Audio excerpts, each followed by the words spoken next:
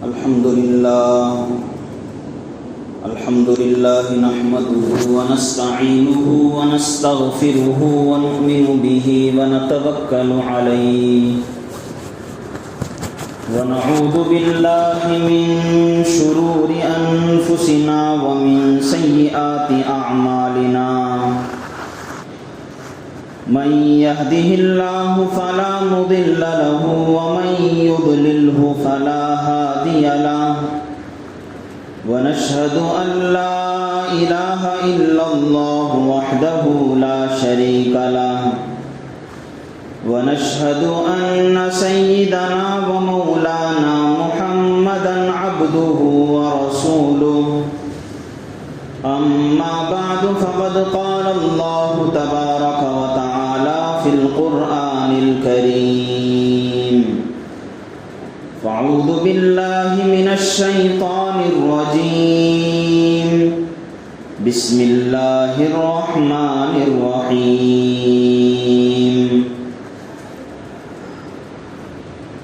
وعد الله الذين آمنوا منكم وعملوا الصالحات ليستخلفنهم في الأرض كما استخلف الذين من قبلهم وقد قال تبارك وتعالى ولا تهنوا ولا تحزنوا وأنتم الأعلون إن كنتم مؤمنين صدق الله العظيم وصدق رسوله النبي الكريم ونحن على ذلك لمن الشاهدين والشاكرين الحمد لله رب العالمین۔ بزرگان محترم، عزیز نوجوان دوستوں، بھائیوں، اس وقت مسلمانوں کے جو حالات ہیں، پوری دنیا کے مسلمانوں کے حالات ہمارے پیش نظر ہوں، یا پھر یہ کہ خاص طور پر ہمارے اس ملک ہندوستان کے مسلمانوں کے جو حالات ہیں، اور قریب میں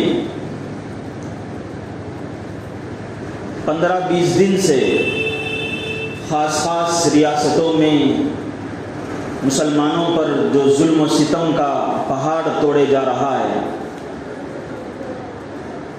ہم سب لوگ ان چیزوں سے واقف ہیں، جانتے ہیں۔ نیوز چینلز پر، واٹس ایپ میں، یوٹیوب پر، بہت سارے سوشل میڈیا اور پرنٹ میڈیا میں خبریں آ رہی ہیں کہ مسلمانوں کے حالات بڑے ہی ابتر سے ابتر ہوتے جا رہے ہیں۔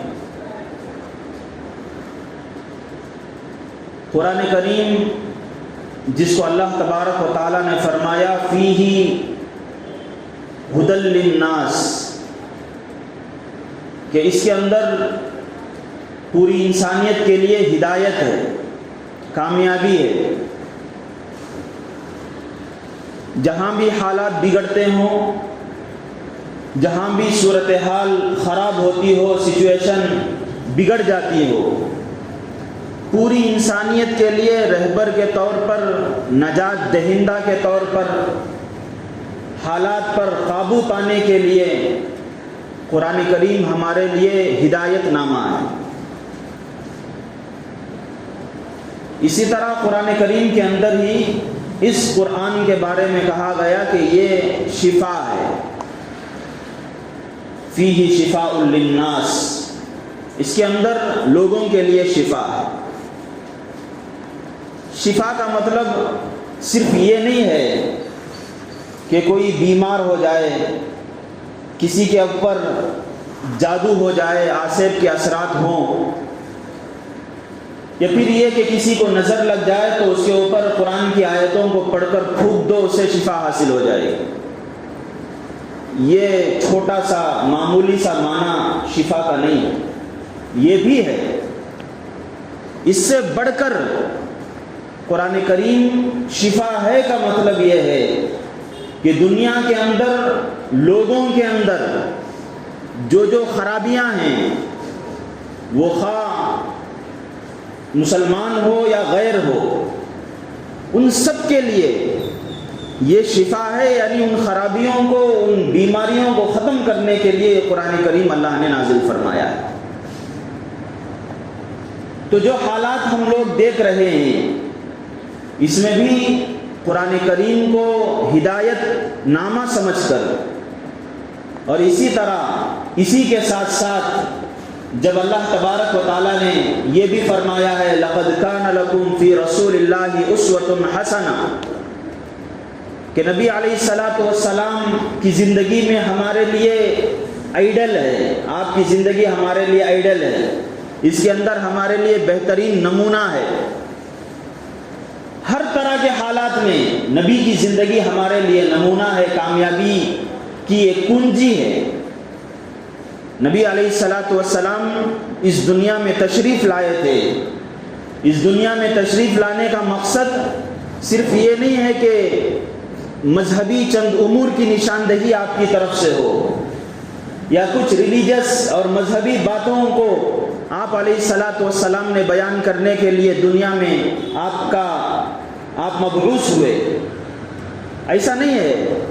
اور ہم مسلمانوں کو رسول اللہ صلی اللہ علیہ وسلم کی ذات میں کھانے کی سنتیں ہوں، پینے کی سنتیں ہوں، نکاح کی سنتیں ہوں، یا اور سفر میں جانے اور آنے کی سنتیں ہوں، دعوت کی سنتیں ہوں، صرف ان سنتوں کو دیکھنے کے لیے یا ان سنتوں کو بتانے کے لیے رسول اللہ صلی اللہ علیہ وسلم ہمارے طرف مبعوث نہیں ہوئے، بلکہ دنیا کے ہر لمحے، ہر حالات میں جیسے بھی حالات ہو جائیں، خطرناک سے خطرناک حالات مسلمانوں پر آ جائیں، اس کی فردی اور پرسنل لائف سے لے کر انٹرنیشنل لیول پر اس کے جو بھی کام ہو سکتے ہیں، جو بھی اس کی زندگی کے شعبے ہو سکتے ہیں، ان سب میں اللہ کے نبی علیہ الصلوۃ والسلام کی زندگی ہمارے لیے رہنما ہے۔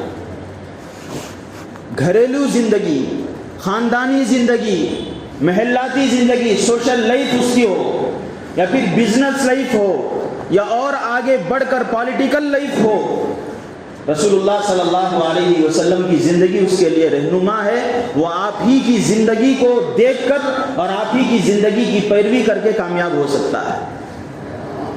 لیکن افسوس یہ ہے کہ ہم لوگوں نے آپ کی زندگی کو بس اتنی چیزوں پر ہم نے باقی رکھ لیا ہے، اور وہ بھی بہت کم دیندار سمجھے جانے والے گھروں کی حد تک ہے کہ دسترخوان پر بیٹھتے ہیں تو چند سنتیں یاد آ جاتی ہیں، سونے کا وقت ہوتا ہے تو چند سنتیں یاد آ جاتی ہیں، بچوں کو یاد دلانے کے لیے چند سنتیں یاد آ جاتی ہیں، نماز پڑھنے کے لیے آتا ہے تو چند سنتوں کو سامنے رکھ لیتے ہیں۔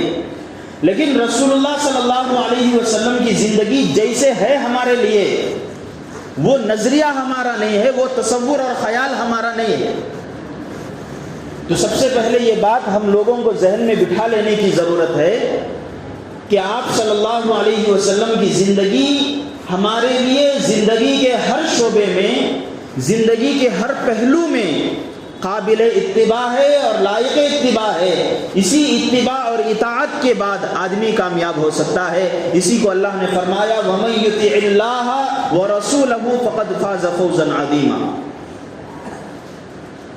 تو جب مسلمانوں پر یہ حالات ہیں آج، خاص کر ہمارے ملک میں مسلمانوں کے جو حالات چند دن سے بگڑے ہوئے ہیں، ان حالات میں بھی اگر ہمیں کہیں پر کامیابی نظر آتی ہے، کہیں ہم لوگوں کو ایک پریشانی ملتی ہے، ہمارا ذہن تھوڑی دیر کے لیے مضمحل ہو جاتا ہے، پریشان ہو جاتا ہے، تو اس ذہن کی پریشانی کو دور کرنے کے لیے اللہ تبارک و تعالیٰ کی کتاب قرآن کریم اور رسول اللہ صلی اللہ علیہ وسلم کی زندگی کے علاوہ اور کوئی چیز ہمارے لیے کامیابی دلانے والی نہیں ہے۔ تو سب سے پہلے ہم لوگوں کو یہ تصور بٹھا لینا چاہیے کہ قرآن کریم صرف مردوں کو پڑھ کر بخشنے والی کتاب نہیں ہے. زندوں پر بھی کوئی حالات آتے ہیں، ان حالات میں بھی اسے کامیابی دلانے والی کتاب یہی قرآن کریم. رسول اللہ صلی اللہ علیہ وسلم کی زندگی صرف کھانے کی سنتوں کے لیے، پینے کی سنتوں کے لیے نہیں ہے، بلکہ آپ کی زندگی دنیا کے ہر انسان کے زندگی کے ہر پہلو کے لیے ایک نمونہ ہے اور اسوہ ہے. فرمایا اللہ تبارک و تعالیٰ نے لَقَدْ كَانَ لَكُمْ فِي رَسُولِ اللَّهِ أُسْوَةٌ حَسَنَةٌ، بہترین نمونہ. جو ہمارے حالات ہیں مسلمانوں کے، کہیں مسلمانوں کو مسجد کے اندر جمعہ پڑھنے سے روکا جا رہا ہے، مسجد کے اندر داخل ہو کر ائمہ کو شہید کیا جا رہا ہے، یا پھر یہ کہ ان کے محلوں میں مسلسل گھروں کو بلڈوز کر دیا جا رہا ہے. ان سب چیزوں کو سامنے رکھنے کی وجہ سے ہم مسلمانوں کے اندر ایک ڈر پیدا ہوتا ہے. ظاہر بات ہے، انسان ہے، کوئی حالات پیش آتے ہیں تو اس کا اثر تو ضرور انسان قبول کرتا ہے، اس کے دل کے اوپر حالات آتے ہیں، انسان کے دل کے اندر ڈر پیدا ہوتا ہے، خوف پیدا ہوتا ہے، نا امیدی آ جاتی ہے، مایوسی چھا جاتی ہے، اور اس کا دل اندر سے اگرچہ کہ زبان سے اس کے کسی کے سامنے اقرار کرنا اس کے لیے مشکل ہو سکتا ہے، لیکن دل کے اندر وہ یہ سمجھتا ہے کہ اس ملک کے اندر ہم لوگوں کو اب جینا آسان نہیں ہے. ہر دل کے اندر یہ بات پیدا ہوتی ہے. اللہ تبارک و تعالیٰ نے قرآن کریم کے اندر سیرت کے ایسے ہی حالات میں نبی علیہ الصلوۃ والسلام کی زندگی میں بھی ایسے ہی حالات آئے تھے مدینہ منورہ میں، اور مسلمان کم ہونے کی وجہ سے، خوف کے مارے، ڈر کے مارے، مایوسی کے مارے پریشان ہو چکے تھے. اللہ تبارک و تعالیٰ نے ایک آیت کریمہ نازل فرمائی اور کہا وَلَا تَهِنُوا وَلَا تَحْزَنُوا وَأَنْتُمُ الْأَعْلَوْنَ إِن كُنتُم مُؤْمِنِينَ. اے مسلمانوں، وَلَا تَهِنُوا، خوف کھانے کی ضرورت نہیں ہے، ڈرنے کی ضرورت نہیں ہے، وَلَا تَحْزَنُوا، مایوس ہونے کی ضرورت نہیں ہے، وَأَنْتُمُ الْأَعْلَوْنَ إِن كُنتُم مُؤْمِنِينَ، اگر تمہارے اندر حقیقی ایمان ہو، اصلی ایمان ہو تمہارے اندر، تو کل تم ہی کامیاب ہوگے، تم ہی سر بلند ہوگے. ایک دعویٰ اللہ تبارک و تعالیٰ نے جھنجھوڑنے کی بات فرمائی اور کہا وَلَا تَهِنُوا وَلَا تَحْزَنُوا، جیسے بھی حالات آ جائیں، اگر تمہارے اندر حقیقی ایمان ہے، اصلی ایمان ہے، صحابہ جیسا ایمان ہے، تو تم ہی سر بلند ہوگے. دنیا کے حالات ابتر سے ابتر ہو جائیں، تمہارے پیروں کو متزلزل کرنے کی طاقت حالات کے اندر نہیں. اس آیت کے اندر اللہ تبارک و تعالیٰ نے ایک تو تسلی دی ہے اور کہا ہے کہ مایوس ہونے کی ضرورت نہیں ہے، غمگین ہونے کی ضرورت نہیں ہے. اور میں یہ بھی بتا دوں کہ یہ حالات کیسے تھے تاکہ ہم لوگوں کو سچویشن سمجھنے میں آسانی ہو جائے. وہ حالات ایسے تھے، جنگ احد کا زمانہ تھا، 1000 صحابہ تھے، سامنے جو اسلام کے دشمن، اللہ کے دشمن، رسول اللہ صلی اللہ علیہ وسلم کے دشمن 10,000 کی تعداد میں تھے. اچانک مسلمانوں کی ایک بڑی جماعت منافقین کے کہنے پر الگ ہو گئی اور مسلمان بہت ہی کم رہ گئے تھے. ایسے حالات میں مسلمان جب جنگ کر رہے تھے تو جنگ کرتے کرتے کامیابی کی طرف عین پہنچ چکے تھے کہ اچانک کچھ کوتاہی کی وجہ سے ادھر سے بھی کفار اور مشرکین کا حملہ ہو گیا، ادھر سے بھی کفار اور مشرکین کا حملہ ہو گیا. درمیان میں مسلمان پھنس گئے. 10,000 کفار و مشرکین، زبردست ہتھیار ان کے پاس، اور اس زمانے کے جو ویپنز ہو سکتے تھے وہ سب ان کے پاس. مسلمان تہی دامن، کوئی چیز ان کے پاس ڈھنگ کی نہیں ہے، ایک دم نہتے ہو چکے تھے. یہاں تک کہ افواہ پھیل گئی تھی کہ رسول اللہ صلی اللہ علیہ وسلم شہید ہو چکے ہیں. یہ سننا تھا کہ صحابہ کے ہوش نہیں رہے، صحابہ حیرت میں پڑ گئے. جو کھڑا ہو گیا یوں ایسے ہی کھڑا ہو گیا اور شہید کرنے والا آ کر شہید کر کے چلا گیا. ایسے خطرناک حالات تھے. ایسے حالات میں اللہ تبارک و تعالیٰ نے کہا وَلَا تَهِنُوا وَلَا تَحْزَنُوا وَأَنْتُمُ الْأَعْلَوْنَ إِن كُنتُم مُؤْمِنِينَ. ایسے بھی خطرناک حالات اگر آ جائیں تب بھی غم کرنے کی ضرورت نہیں ہے, تب بھی مایوس ہونے کی ضرورت نہیں ہے. اگر تمہارے اندر حقیقت ایمانی ہو پھر تم کامیاب ہوگے, تم ہی سر بلند ہوگے. اس کے بعد اللہ کے حکم کو سامنے رکھ کر جب صحابہ نے اپنے اندر ایمان کی حقیقت کو اجاگر کر لیا, حقیقی ایمان اپنے اندر پیدا کر لیا, تو تاریخ ہمارے سامنے موجود ہے کہ ایک زمانہ جس میں 1000 ہی مسلمان تھے وہ بھی ختم ہونے جا رہے تھے. آج دنیا میں اسلام باقی ہے تو انہی کا صدقہ ہے. تو جو ان کے اندر کامیابی کی جو صفت آئی وہ اس لیے آئی کہ ان کے اندر حقیقت کا ایمان تھا, حقیقی ایمان تھا. اس کو سمجھنے کے لیے 2 مثالیں میں آپ حضرات کے سامنے دیتا ہوں, اس سے بات سمجھنے میں آسانی ہوگی. جیسے مثال کے طور پر ہر چیز کی ایک حقیقت ہوتی ہے, ایک ورجنالٹی ہوتی ہے, اصلیت ہوتی ہے, اور اسی کی ایک ڈپلیکیٹ ہوتا ہے. دنیا میں ہم بہت سارے دیکھتے ہیں. مثال کے طور پر ایک ہے حقیقی آم جو درخت سے پکایا ہمارے سامنے موجود ہے. ایک وہ آم جو پیپر کا بنا ہوا ہے اور بالکل اصلی آم کی طرح ہی خوبصورت رنگین ہے, لیکن دونوں میں شکل و صورت میں یکسانیت ہونے کے باوجود, مشابہت ہونے کے باوجود, دونوں کے اندر کوئی بھی عقل مند آدمی یہ نہیں کہہ سکتا کہ یہ دونوں ایک ہیں. اصلی آم کے اندر خوشبو ہوتی ہے, لطافت ہوتی ہے, رس ہوتا ہے, آدمی اسے کھا کر خوش ہو جاتا ہے. لیکن پیپر کا جو آم بنا ہوا ہے, کارڈ بورڈ شیٹ سے جو بنا ہوا آم ہے, آدمی اسے دیکھتا ہے تو اگرچہ کہ آم نظر آتا ہے لیکن اس کے اندر کوئی رس نہیں ہوتا, اس کے اندر کوئی خوشبو نہیں ہوتی, وہ بس دکھانے کے لیے کام ہوتا ہے. ہم لوگ میوزیم جاتے ہیں, ایگزیبیشن میں جاتے ہیں, بہت سارے جانور بنا کر رکھے ہوتے ہیں. کوئی شیر بنا ہوا ہے, کوئی ہاتھی ہے اور زبردست بڑا موجود ہے, لیکن اٹے سے بنایا گیا, پیپر سے بنایا گیا اور کسی دوسرے میٹیریل سے بنایا گیا. اصلی شیر کے اندر اسے دیکھ کر جو دل میں ہیبت پیدا ہوتی ہے, جو خوف پیدا ہوتا ہے, ویسا خوف اس اٹے سے بنا ہوا یا اس لکڑی سے بنا ہوا جو شیر ہے یا جو ہاتھی ہے وہ ہیبت پیدا نہیں ہوتی. ایک چیز حقیقت ہے, اصلی چیز ہے, اور دوسری چیز نقلی چیز ہے. اسی لیے ہم دیکھتے ہیں کہ جب حقیقی چیز ہو تو وہ اگرچہ کہ کمزور ہو, لیکن یہ جو بس صورت اور ڈپلیکیٹ جو چیز ہوتی ہے اس کا مقابلہ بآسانی کر سکتی ہے. اصلی چیز اگرچہ کہ چھوٹی ہو لیکن نقلی چیز کا مقابلہ کر لے گی.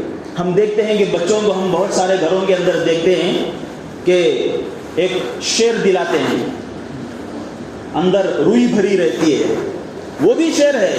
ہم کہتے بھی ہیں کہ یہ شیر ہے, بچہ بھی کہتا ہے یہ شیر ہے, لیکن شیر بس ایک نقلی شیر ہے, صورت کا شیر ہے. اس صورت شیر کی صورت ہے, اس کے اندر شیر کی حقیقت نہیں ہے. ایک چھوٹا سا بچہ جو سیدھا کھڑا نہیں ہو سکتا, بھاگ نہیں سکتا, بھاگے گا تو گر جائے گا, لیکن اس شیر کے اوپر بیٹھ جاتا ہے, اسے کھینچنے لگتا ہے. اس لیے کہ یہ جو چیز ہے بہت ہی ڈپلیکیٹ چیز ہے, اور یہ جو بچہ ہے یہ ڈپلیکیٹ نہیں ہے, یہ حقیقی بچہ ہے. اور حقیقی بچہ اگرچہ کہ کمزور ہو وہ ایک نقلی اور ڈپلیکیٹ چیز کو بآسانی ادھر سے ادھر, ادھر سے ادھر کر سکتا ہے. بھائیوں, اس مثال کو سامنے رکھ کر آپ یہ بات ذہن میں رکھیے, بلکہ یہ بات ہمیں یہ اس لیے کہنا چاہیے, یہ کہہ رہا ہوں کہ یہ بات ہمیں اپنا جائزہ لینے کے لیے جائزہ لینا چاہیے اس کو سامنے رکھ کر کہ آج ہمارا ایمان اور صحابہ کے اندر جو ایمان تھا اس ایمان کی مثال آج ایسے ہی ہے. ہمارے اندر جو ایمان ہے وہ ایمان حقیقی ایمان نہیں ہے. صحابہ کے اندر جو ایمان تھا اس ایمان کے اندر حقیقت موجود تھی. وہ ایمان ایسا تھا کہ اپنے گردن کو کٹانے کے لیے وہ ذرہ برابر بھی تکلف محسوس نہیں کر سکتے تھے. اپنے بیوی بچوں کو چھوڑنے کے لیے ان کے اندر ذرا بھی ڈر پیدا نہیں ہو سکتا تھا. اپنے زندگی بھر کمائے ہوئے مال کو لات مارنے کے لیے ان کا جو حقیقی ایمان تھا وہ اسے غالب آنے پر مجبور کرتا تھا. لیکن آج ہمارا ایمان ایسا ہے, آپ اندازہ لگا سکتے ہیں کہ ہمارے اندر جو ایمان ہے اس کے اندر کوئی حقیقت ہے یا پھر اس کی صورت بس ہمارے اندر موجود ہے. آپ اس کا اندازہ لگائیے کہ آج مسجد کے اندر فجر کی نماز ہوتی ہے, آج ہماری نیند ہمیں اٹھا کر مسجد پر لانے کی طاقت ہمارے اندر نہیں. ہمارا جو ایمان ہے وہ ایمان حقیقت کا ایمان ہے یا اس کے اندر کوئی بس روئی بھری ہوئی ہے یا بس دعویٰ ہے. آپ اس کا اندازہ لگا سکتے ہیں کہ ہمارا ایمان ایسا ہے جو ہمیں فجر کی نماز کو کھڑا کرنے کی طاقت نہیں رکھتا. آج ہمارا ایمان ایسا ہے کہ ایک طرف دنیا ہے اور دوسری طرف اللہ تبارک و تعالیٰ کے احکامات ہیں. ایک طرف معلوم یہ ہے کہ یہ معاملہ بالکل ایسا معاملہ ہے جو سودی ہے, ناجائز معاملہ ہے, اور دوسری طرف اللہ تبارک و تعالیٰ کے احکام ہیں. ہمارا ایمان ہمیں اس مالی خواہش سے ہٹانے کی طاقت نہیں رکھتا. تو میں نے جیسا کہ کہا کہ جس کے اندر حقیقت ہوتی ہے وہ چھوٹی سی چھوٹی حقیقت بھی ایک بڑی سی بڑی نقلی چیز کو ہٹانے میں کامیاب ہو جاتی ہے. چھوٹا سا بچہ جو کھڑا نہیں ہو سکتا ڈھنگ سے, لیکن ایک شیر ہے بنا ہوا, پیپر سے بنایا ہوا, اسے ذرہ برابر ڈرتا نہیں ہے, اسے کان پکڑ کر ادھر سے ادھر ڈھکیل دے گا, ادھر سے ادھر ڈھکیل دے گا.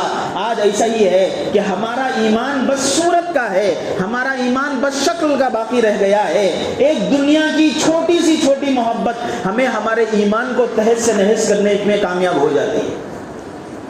اللہ تبارک و تعالیٰ نے جو وعدے فرمائے ہیں قرآن کریم کے اندر وہ ایمان کی صورت کے ساتھ نہیں ہیں, ایمان کی حقیقت کے ساتھ ہیں. ایمان کی حقیقت کے ساتھ ہیں. صحابہ نے جو کامیابیاں حاصل کی اس زمانے میں, حضرت خبیب رضی اللہ عنہ کا واقعہ ہمیں ملتا ہے, پڑھتے ہیں ہم لوگ کہ حضرت خبیب کو چاروں طرف سے کفار اور مشرکین نے گھیر لیا تھا اور ہر طرف سے نیزیں چلائی جا رہی ہیں اور برچھیاں ماری جا رہی ہیں, اور ان برچھیوں کی وجہ سے, نیزوں کی وجہ سے بدن چھلنی ہو رہا ہے. عین ایسے موقع پر صرف پوچھا جا رہا ہے, عین ایسے موقع پر پوچھا جا رہا ہے بس کہ کیا تم اس بات پر راضی ہو کہ تمہیں اس حالت میں چھوڑ دیا جائے اور رسول اللہ صلی اللہ علیہ وسلم کو یہ کام, رسول اللہ صلی اللہ علیہ وسلم کے ساتھ یہ کام کیا جائے. پوچھا جا رہا ہے, کھڑا نہیں کیا گیا نبی کو لا کر, پوچھا جا رہا ہے کیا تم اس کے لیے تیار ہو کہ تمہارے بدن کو جو چھلنی کیا جا رہا ہے تمہیں ہٹا کر رسول کو یہاں پر کھڑا کر دے. دو چیزیں تھی حضرت خبیب کے اندر, ایک ایمان کی حقیقت تھی اور دوسری طرف بدن پر جو چھلنی ہو رہا تھا, بدن کے اوپر جو نیزے لگ رہے تھے وہ نیزوں کی حقیقت تھی, وہ زخم تھے, لیکن ان کے اندر جو حقیقت ایمان ہے وہ غالب تھا. حضرت خبیب رضی اللہ عنہ نے کہا کہ تم لوگ جو مجھے برچھیاں مار رہے ہو, نیزوں سے میرے بدن کو چھلنی کر رہے ہو, میرے بدن کو خیمہ کر دو, مجھے یہ بات زیادہ پسند ہے اس بات سے کہ رسول اللہ صلی اللہ علیہ وسلم کے تلوے کے اندر ایک معمولی سا کانٹا بیچ ہوئے. یہ حقیقت کا ایمان تھا جو ان کو ابھارنے کے لیے ہوتا تھا. بھائیوں, آج ہمارے اندر جو ایمان ہے وہ ایمان بس ایسا ہے جو بس ایک شکل و صورت کا ہے, اس کے اندر کوئی حقیقت نہیں ہے, اس کے اندر غلبہ پانے کی طاقت نہیں ہے, اس کے اندر مقابلہ کرنے کی قوت نہیں ہے. آج اسی وجہ سے ہمارے مسلمانوں پر جو بھی حالات آ رہے ہیں اس کے واحد قصوروار صرف اس علاقے کے مسلمان نہیں ہیں, یا جو پولیٹیکل پارٹیاں ہیں وہ نہیں ہیں, یا پھر جو دشمن ہے وہ نہیں ہیں. مسلمانوں کی پوری جماعت ایسی ہے کہ جس نے اپنے ایمان کے اندر سے حقیقت کو ختم کرنے کی وجہ سے آج وہ حقیقت روبدار نہیں ہے. ہمارے اندر اگر ایمان ویسا مضبوط ہوتا تھا تو سامنے والا ہمیں دیکھ کر کام سکتا تھا, لیکن ہمارا ایمان ایسا ہے جو ایک نیند سے, ہلکی سی نیند سے ہمیں اٹھا کر کھڑا کرنے کے لیے تیار نہیں, تو سامنے والے کو ڈرانے کے لیے اور اس کے اندر خوف اور ہیبت پیدا کرنے کے لیے کیسے تیار ہوگا. تو ہمارے اندر جو ایمان ہے وہ حقیقی ایمان نہیں ہے، صرف صورتاً ایمان ہے۔ ہمارے دلوں کے اندر بس ایمان کا دعویٰ ہے کہ ہم مسلمان ہیں، ہماری نمازیں جو ہوتی ہیں بس ایک صورت اور شکل تک باقی رہ گئی ہیں۔ بھائیوں، ضرورت اس بات کی ہے کہ ہم اس کے اندر حقیقت کی روح پھونکیں۔ ایک آدمی جب تجارت کرتا ہے، دکان چلاتا ہے، ہر دن، ہر ہفتے، ہر مہینے وہ اس دکان کا جائزہ لیتا ہے، اتنی چیزیں آئی، اتنی چیزوں کی فروختگی ہوئی اور یہ چیزیں ابھی باقی ہیں، دکان اور کسٹمرز کی طرف سے یہ چیزیں مطالبے کی ہیں، مجھے یہ چیزیں لا کر رکھنی ہوں گی، ہر ہفتے ہر مہینے اس کے اندر فکر ہوتی ہے، تب جا کر اس کا دکان کامیاب ہوتا ہے اور وہ کما سکتا ہے۔ آج ہم اندازہ لگا سکتے ہیں کہ ہم مسلمان ہیں، اپنے آپ کو ایمان والا کہتے ہیں، ہم یہ دعویٰ کرتے ہیں کہ ہمارے اندر اسلام ہے، لیکن کیا ہمارے اندر ایسی کوئی فکر آئی، کیا ہمارے اندر کبھی ایسا موقع آیا یا ایسی سچویشن ہمارے دل کے اندر پیدا ہوئی کہ ہم اگر فکر کر سکتے ہوں کہ بھئی ہم مسلمان ہیں، اس اسلام کے اندر، اس ایمان کے اندر اس کو ترقی کرنے کے لیے، اس کو مضبوطی دلانے کے لیے ہم نے کوئی کام کیا یا نہیں کیا؟ گھروں کی تو فکر کرتے ہیں، گھر مضبوط سے مضبوط ہوتے جا رہے ہیں، دکانوں کی طرف فکر ہے، دکان اور کاروبار بڑھتا جا رہا ہے، لیکن ایمان ایسا کہ ہمارے ایمان پست سے پست ہوتا جا رہا ہے۔ آج سروے لیجئے، 50 سال پہلے جتنی مسجدیں تھیں وہ مسجدیں بہت کم تھی، آج ہر گلی میں آپ مسجد دکھا سکتے ہیں، ہر محلے میں مسجدیں دکھا سکتے ہیں۔ آج مدرسوں کی تعداد گن لیجئے، پہلے زمانے میں بہت کم مدرسے ہوتے تھے، آج مدرسوں کی تعداد ہر محلے میں مدرسہ ہے، اقامتی مدرسہ ہے۔ 50 سال پہلے آپ ہمارے مسلمانوں کے حالات اٹھا کر دیکھیے، مسلمانوں کے اندر چلت پھرت کی جماعتیں بہت کم تھی، تبلیغی جماعتیں کم تھی، لیکن جو بھی اجتماع ہوتا ہے الحمدللہ ہم لوگ دیکھتے ہیں کہ تبلیغی اجتماعات میں ہر مرتبہ کی جو کارگزاری آتی ہے وہ کارگزاری یہی آتی ہے کہ پچھلی مرتبہ اتنی جماعتیں نکلی تھیں، آج الحمدللہ اتنی جماعتیں نکلی ہیں۔ مسجدوں کی تعداد بھی زیادہ ہے، مدرسوں کی تعداد بھی زیادہ ہے، اور اسی طریقے سے تبلیغی جماعت کی چلت پھرت بھی زیادہ ہے، اور بیانات بس پہلے کم ہوا کرتے تھے، آج گلی کوچوں میں، بازاروں میں ہر جگہ بیانات ہو رہے ہیں، آدمی گھر بیٹھ کر آن لائن بھی بیان سن سکتا ہے۔ لیکن ان سب اصلاحی کوششوں کے باوجود بڑی افسوس کی بات ہے کہ مسلمانوں کی حالات بڑھنے کے بجائے، اس کے اندر اصلاح لانے کے بجائے مسلمانوں کی حالات کم سے کم ہوتی جا رہی ہے، پستی کی طرف جا رہی ہے، اور ہم دیکھ رہے ہیں کہ اسلام کے اندر، ایمان کے اندر ذرہ برابر بھی قوت نہیں ہے۔ باطل ہمارے سامنے باطل ہمارے سامنے کھڑا ہے، اسے ذرہ برابر خوف نہیں ہے، ذرہ برابر بھی ہمارا ایمان اسے روبدار کرنے کے لیے تیار نہیں ہے۔ چند دنوں پہلے ایک ویڈیو وائرل ہوئی تھی ایک کنڈکٹر کی جو ٹوپی پہنے ہوئے تھے، کئی سارے لوگوں نے دیکھا ہوگا۔ ایک عورت بس اسے یہ کہہ رہی ہے کہ تم کنڈکٹر ہو، کیا تمہارے یونیفارم کے اندر یہ ٹوپی داخل ہے یا داخل نہیں ہے؟ داخل نہیں ہے تو نکال دو۔ ایمان کی کمزوری یا پھر سمجھیے اپنی احساس ذمہ داری کی کوئی فکر نہیں تھی، ٹوپی کو نکالنا پڑا۔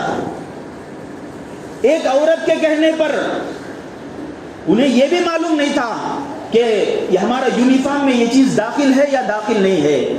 اب اندازہ لگائیے کہ اگر مسلمانوں کے اندر قوت ہوتی، مسلمانوں کے اندر حقیقی ایمان ہوتا، تو کیا کسی عورت کو کہنے کی یہ مجال ہوتی کہ کیا تم اپنے سر سے ٹوپی نکالو؟ آج ایک عورت کے سامنے ہم اپنی ٹوپی نکالنے پر مجبور ہو چکے ہیں۔ یہ ہمارے ایمان کی حالت ہے۔ تو بھائیوں، ہم لوگوں کے لیے ضرورت اس بات کی ہے کہ ہم اپنے ایمان کی فکر کریں، جیسے تجارت کی فکر کرتے ہیں، فکر اس بات کی کریں کہ ایمان مضبوط کیسے ہوگا، ایمان کے اندر ترقی کیسے آئے گی، سوچنے کی ضرورت ہے۔ قرآن کے اندر بار بار جن چیزوں کی طرف توجہ دلائی گئی ہے وہ چیز یہ بھی ہے کہ آدمی کو سوچنا پڑے گا۔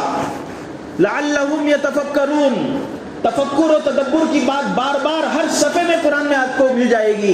آدمی اپنی زندگی کے بارے میں بیٹھ کر سوچے، اپنے ایمان کے بارے میں فکر کرے، یہ بھی عبادت ہے۔ یہ بھی عبادت ہے. لہٰذا ہم لوگوں کے لیے اس بات کی ضرورت ہے کہ ہم کوشش کریں, ہم غور کریں, سوچیں, تھوڑی دیر بیٹھ کر سوچیں. مسجد کے بیانات کو ایسا نہ بنائیں کہ یہاں بیان ہوا, مسجد سے نکل رہے ہیں, ایک کان سے بات داخل ہوئی, ایک کان سے نکل گئی. اس قدر کو ہم صرف بیانات کو اس قدر باقی نہ رکھیں, اس کو اپنے دل کے اندر جگہ لیں اور کوشش کریں, غور و فکر کریں کہ ایسا کیوں ہو رہا ہے. فکر کرنے کے بعد اس کو ایمان کو مضبوط کرنے کی کیا سبیلیں ہو سکتی ہیں, ایمان کو طاقتور اور قوت والا بنانے کی کیا سبیلیں ہو سکتی ہیں, اس کے بارے میں ذرا سوچیں. انشاءاللہ آئندہ بیانات میں ان چیزوں کی طرف توجہ دلائی جائے گی. ایمان کو مضبوط کرنے والی کیا کیا چیزیں ہوں گی, ان کا انشاءاللہ بیان ہوگا. اللہ تبارک و تعالیٰ سے دعا ہے جو باتیں کہی گئی ہیں اس کو مؤثر بنائیں اور ان باتوں کو اپنے دلوں کے اندر بٹھانے کی ہم لوگ کوشش کریں, اور اللہ تبارک و تعالیٰ سے اپنے ایمان کی ترقی اور ایمان کی مضبوطی کی بھی ہم دعا کریں. اللہ ہمارے ایمانوں کو مضبوط فرمائیں, ایمان کو زور آور اور اثر انداز بنائیں. وآخر دعوانا الحمدللہ رب العالمین.